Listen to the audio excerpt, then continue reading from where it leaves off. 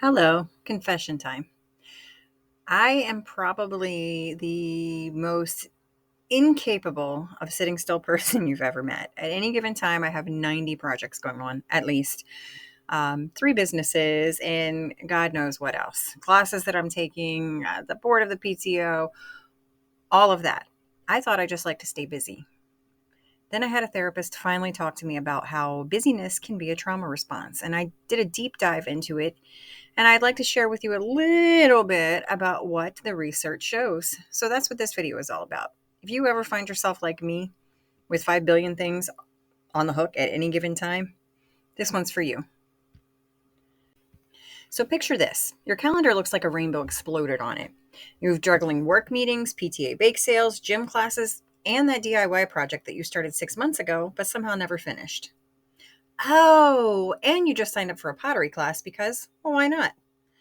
Ooh, and there was that newest MLM business that everyone's been talking about on Facebook.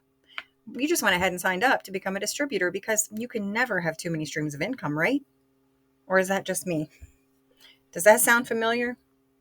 If your mantra is I'll sleep when I'm dead and your to-do list feels like a never-ending hamster wheel, then it's time to have a little chat.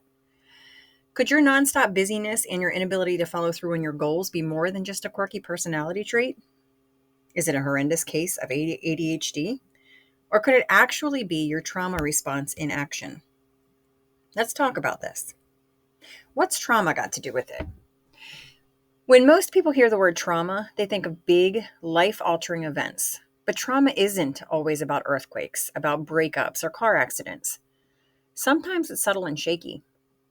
It's sneaky. It can stem from growing up in a chaotic household, feeling like you constantly had to prove your worth, or from experiencing chronic stress that left you in perpetual fight, flight, freeze, or fawn mode. The thing is, when trauma leaves its sticky fingerprints on your psyche, it can rewire how you cope with the world, literally rewire your brain. For some, that means staying constantly busy. You're not just avoiding idle hands, you are avoiding the uncomfortable emotions that creep in when you're still. Trust me, I've been there.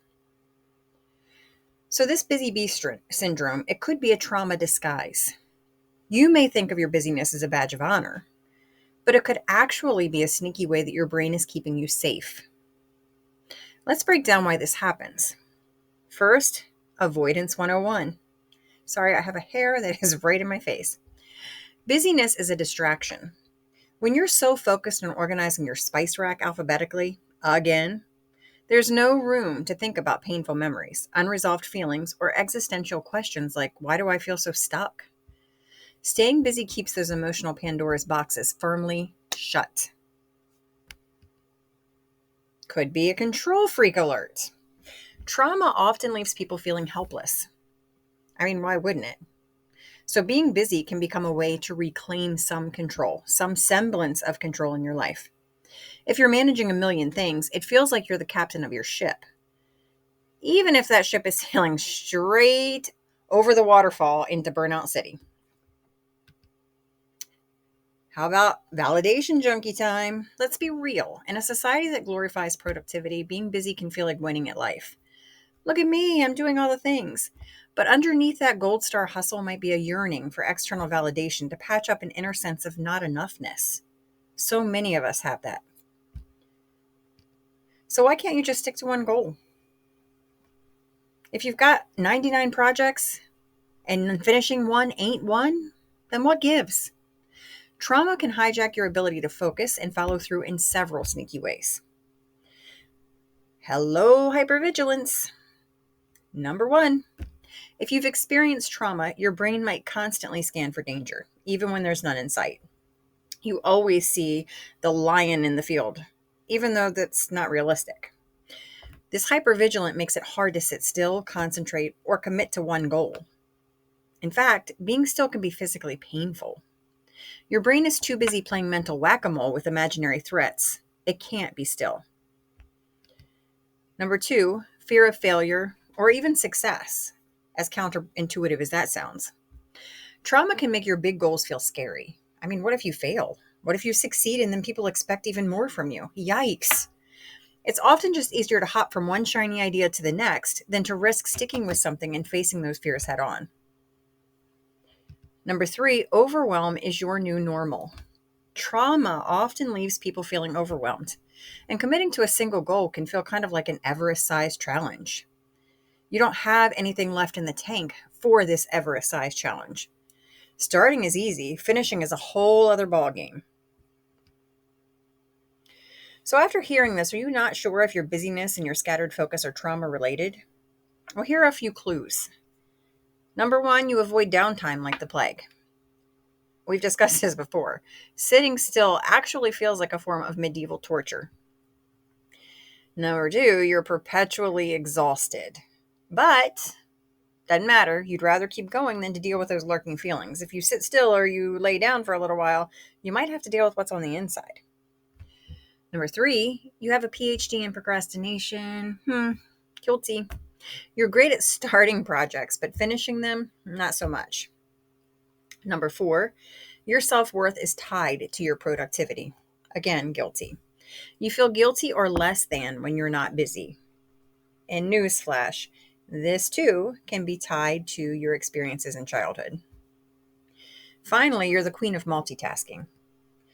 If you find that you're constantly multitasking, but you often wonder why nothing ever seems to truly get done, this might be a sign. It's your trauma response.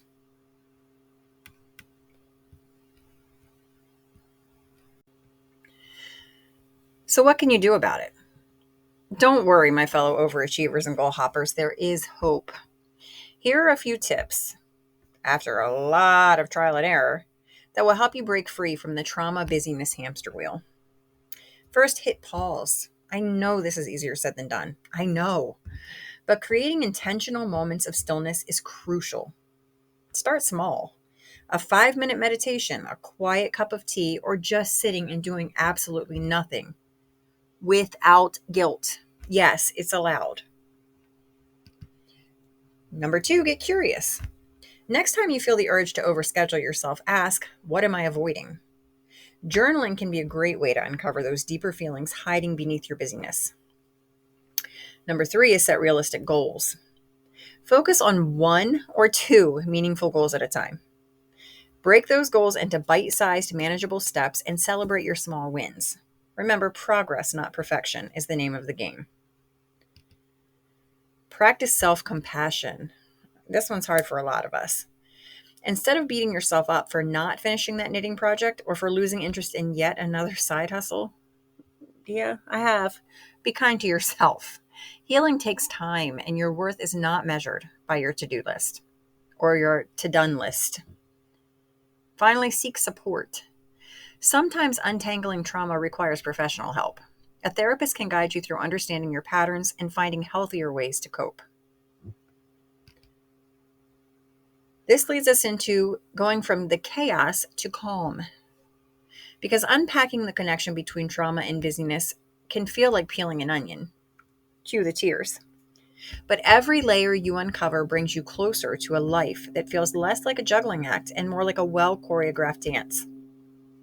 Imagine being one of those people, waking up and knowing exactly what you want to focus on. Not because it's another item on your endless to-do list, but because it genuinely lights you up. Imagine finishing what you started and feeling proud, not pressured. That's the magic of healing. And it's absolutely possible for you. So, my dear overachievers, next time you're tempted to take on yet another project or to overstuff your calendar, take a deep woosah breath and ask yourself if it's coming from a place of joy or just a need to avoid. And remember, your value is not in how much you do, but in who you are. You've got this. I believe in you.